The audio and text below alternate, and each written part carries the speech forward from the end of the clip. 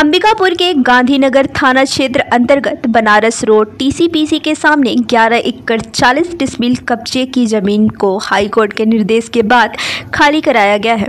इस जमीन को खाली कराने के लिए पुलिस के आला अधिकारियों सहित 50 से अधिक पुलिस बल की तैनाती की गई थी। दरअसल अंबिकापुर के गांधीनगर थाना क्षेत्र अंतर्गत बीते दिनों घर में सो रहे परिवार की मौजूदगी में आधी रात को किसी अज्ञात व्यक्ति के द्वारा घर में आग लगाया गया था, जिसके बाद पुलिस जांच में जुट गई थी।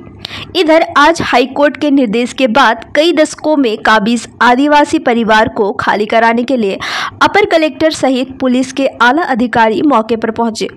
इस दौरान काबिज आदिवासी परिवार और राजस्व अधिकारियों के साथ तीखी नोकझोंक देखने को मिला, जिसके बाद पुलिस को कुछ बल का प्रयोग करते हुए कब्जे को खाली कराया गया है। वहीं काबिज परिवार आरोप लगाते हुए कहा है कि हमारे दादा परदादा की जमीन को रसूखदारों ने अवैध तरीके से अपने नाम करा लिया है। साथ ही कहा है कि इस बरसात के मौसम में खाली कराने के लिए शासन प्रशासन की टीम लगी हुई है। ऐसे बरसात के मौसम में हम हमारे जानवरों को लेकर कहां जाएंगे।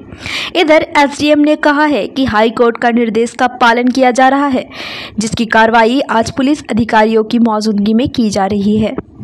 मेरा नाम राधा सिंह मराबी है और मैं यहीं रहती हूँ। यही मेरा घर है और मेरे पूर्वजों ने यहाँ ज़मीन, जब जंगल था तो उसे काट कर यहाँ पे घर बनाए थे और यहीं पे जब से हमारे पूर्वज रह रहे हैं, आज भी हम यही इसी ज़मीन में रह रहे हैं।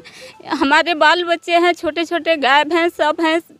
आज बरसात के मौसम में हमें घर से निकाला जा रहा है। बताइए हम इस मौसम में हम कहाँ जाएं।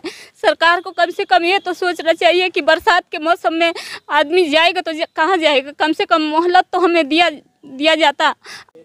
मैं अनूप प्रताप सिंह टेकाम, जिला कार्यकारी अध्यक्ष सर्व आदिवासी समाज सरगुजा। क्या चीज़ें खाली कराया जा रहा है?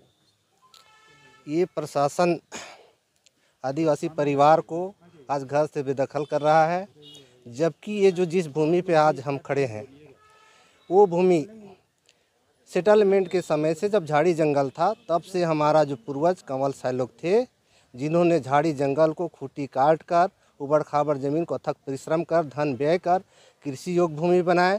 कृषि योग्य भूमि बनाने के बाद इसमें मकान बनाकर पूरे परिवार सहित सेटलमेंट के बाद से आज से कम 60-70 वर्ष पूर्व से इस भूमि पर पूरे परिवार के लोग मकान बनाकर परिवार से निवास करते आ रहे हैं। और इसी प्लाट का पट्टा हमारे पूर्वज कंवल साय को मिला हुआ था, जिसका खसर नंबर 323/1 था, जिसकी कुल रकबा 11 एकड़ 40 डिसमिल थी। अब जिस ज़मीन का हमें पट्टा मिला था उस समय ये ज़मीन 323/1 थी और हमारे पट्टा को बाद में एसडीएम के द्वारा खारिज कर दिया, तब भी यह ज़मीन 323/1 था। एक बाहर का व्यक्ति, पंजाब का रहने वाला रतन चंद पुरी नामक व्यक्ति कोई है, जिसे 80 के आसपास शासन के द्वारा पट्टा दिया गया। अब किस आधार पे पट्टा दिया गया वो शासन बताए। अब उस पट्टा में 323/13 और 323/15 था। और 323/13 और 323/15 तब रतन चंद पुरी को पट्टा मिला। उस समय 323/13 और 323/15 तीसरा चौथा व्यक्ति को पट्टा मिल चुका था। अब रतनपुरी के द्वारा जब 323/13 और 15 को की भूमि कहीं धरातल पे नहीं दिखा, तो इन्होंने भू माफिया लोगों को, बिल्डरों को वो ज़मीन बिना ज़मीन धरातल पे देखे रजिस्ट्री कर दिया। और 323/13 और 14 उनके रजिस्ट्री में लिखा हुआ है, तो आज 323/1 में की भूमि में 323/13 14 तो खोज नहीं पाए, तब इसको 323/16 बना दिए और आज हमको बेदखल कर रहे हैं पूरे आदिवासी परिवार को। क्या चाहते हैं? हम इस ज़मीन के मालिक हैं। हमने खूंटी काट के बैठा बसाया, भूमि बनाया, कृषि योग्य भूमि बनाया, इसलिए हम इस ज़मीन को खाली नहीं करेंगे जो हमारे पूर्वजों की भूमि है।